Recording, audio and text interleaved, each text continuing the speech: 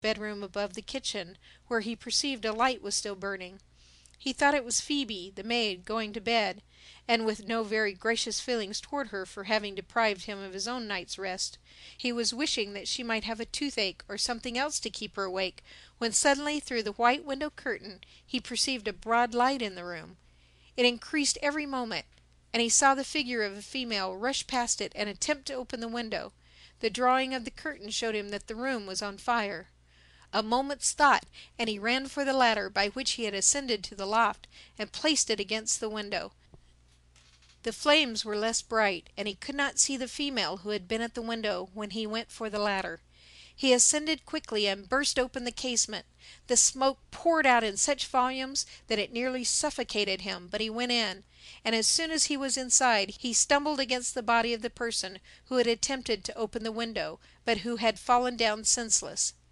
As he raised the body, the fire, which had been smothered from want of air when all the windows and doors were closed, now burst out, and he was scorched before he could get on the ladder again, with the body in his arms, but he succeeded in getting it down safe. Perceiving that the clothes were on fire, he held them till they were extinguished, and then for the first time discovered that he had brought down the daughter of the intendant of the forest. There was no time to be lost, so Edward carried her into the stable and left her there, still insensible, upon the straw in a spare stall, while he hastened to alarm the house. The watering butt for the horses was outside the stable. Edward caught up the pail, filled it, and hastening up the ladder, threw it into the room, and then descended for more. By this time Edward's continual calls of "Fire! Fire!" had aroused the people of the house, and also of the cottages adjacent. Mr. Heatherstone came out half-dressed, and with horror on his countenance. Phoebe followed screaming, and the other people now hastened from the cottages. "Save her! My daughter is in that room!" exclaimed Mr. Heatherstone. "Oh, save her, or let me do so!" cried the poor man in agony, but the fire burst out of the window in such force that any attempt would have been in vain. "Oswald!" cried Edward to him, "let the people pass the water up to me as fast as possible. They can do no good looking on." Oswald set the men to work, and Edward was now supplied with water so fast that the fire began to diminish. The window was now approachable, and a few more buckets enabled him to put one foot into the room, and then every moment the flames and smoke decreased. Meanwhile, it would be impossible to describe the agony of the intendant, who would have rushed up the ladder into the flames had he not been held by some of the men. "My daughter, my child, burned, burned to death!" exclaimed he, clasping his hands. At that moment a voice in the crowd called out, "There were 4 burned at Arnwood." "God of heaven!" exclaimed Mr. Heatherstone, falling down in a swoon, in which state he was carried to a neighboring cottage. Meanwhile, the supply of water enabled Edward to put out the fire altogether. The furniture of the room was burned, but the fire had extended no farther, and when Edward was satisfied that there was no more danger, he descended the ladder and left it to others to see that all was safe. He then called Oswald to him, and desired that he would accompany him to the stable. "Oh, sir," replied Oswald, "this is dreadful, and such a sweet young lady too." "She is safe and well," replied Edward. "I think so, at least.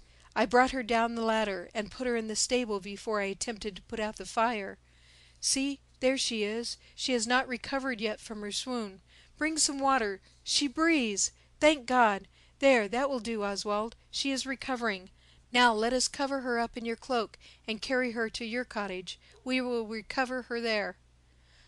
Oswald folded up the still unconscious girl in his cloak, and earned her away in his arms, followed by Edward.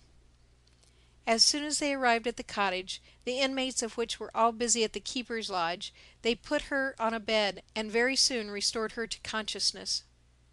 "Where is my father?" cried Patience, as soon as she was sufficiently recovered. "He is safe and well, miss," replied Oswald. "Is the house burned down?" "No, the fire is all out again."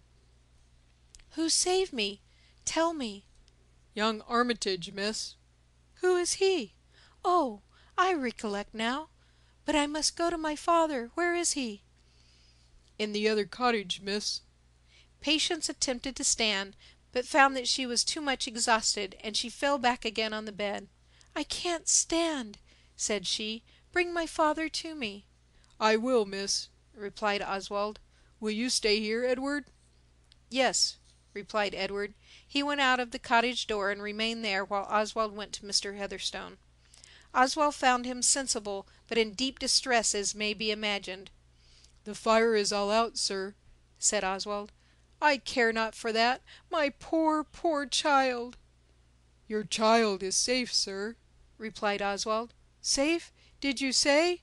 cried Mr. Heatherstone, starting up. "Safe? Where?" "In my cottage. She has sent me for you." Mr. Heatherstone rushed out, passed by Edward, who was standing at the door of the other cottage, and was in his daughter's arms. Oswald came out to Edward, who then detailed to him the way in which he had saved the girl. "Had it not been for the ill nature of that woman Phoebe in sending me to sleep where there was no straw, they would have all been burned," observed Edward. "She gave you the opportunity of rewarding good for evil," observed Oswald. "Yes, but I am burned very much in my arm," said Edward. "Have you anything that would be good for it?" "Yes, I think I have. Wait a moment." Oswald went into the cottage and returned with some salve, with which he dressed Edward's arm, which proved to be very severely burned. "How grateful the intendant ought to be, and will be, I have no doubt," observed Oswald. "And for that reason I shall saddle my pony and ride home as fast as I can. And do you hear, Oswald? Do not show him where I live." "I hardly know how I can refuse him if he requires it."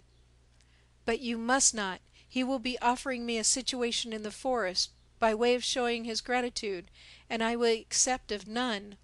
I have no objection to save his daughter, as I would save the daughter of my worst enemy, or my worst enemy himself, from such a dreadful death. But I do not want their thanks or offers of service. I will accept nothing from a Roundhead. And as for the venison in the forest, it belongs to the king, and I shall help myself whenever I think proper. Goodbye, Oswald. You will call and see us when you have time?" "I will be with you before the week is out, depend upon it," replied Oswald. Edward then asked Oswald to saddle his pony for him, as his arm prevented him from doing it himself, and as soon as it was done he rode away from the cottage. Edward rode fast, for he was anxious to get home and ascertain the state of poor old Jacob, and moreover his burned arm was very painful. He was met by Humphrey about a mile from the cottage, who told him that he did not think that the old man could last many hours, and that he was very anxious to see him. As the pony was quite tired with the fast pace that Edward had ridden, Edward pulled up to a walk, and as they went along acquainted Humphrey with what had passed. "Is your arm very painful?" "Yes, it is indeed," replied Edward, "but it can't be helped." "No, of course not, but it may be made more easy. I know what will do it some good, for I recollect when Benjamin burned his hand at Arnwood what they applied to it, and it gave him great relief." "Yes, very likely, but I am not aware that we have any drugs or medicine in the cottage. But here we are. Will you take Billy to the stable while I go on to old Jacob?"